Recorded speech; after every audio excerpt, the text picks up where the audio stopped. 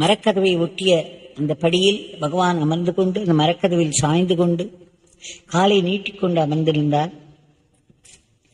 நாங்கள் இருவரும் சற்று தள்ளி எதிரே அமர்ந்து கொண்டிருந்தோம். அப்பொழுது பகவானுடைய பைரவர் சாய்பாபா வாசலில் வந்து நின்று கொண்டிருந்தார். பகவான் அவரை பார்த்தார்.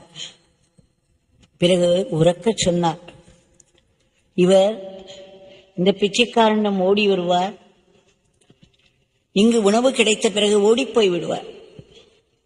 இந்த பிச்சைக்காரன் இவர் இங்கேயே தங்க வேண்டும் என்று நினைக்கிறேன். ஆனால் இவர் ஓடி வருவதும் உணவு கிடைத்ததும் ஓடி போவதுமாகவே இருக்கிறது. என்ன செய்வது என்று உரத்த குரலில் சொன்னார். நான் பகவானுக்கு கடிதம் எழுதும்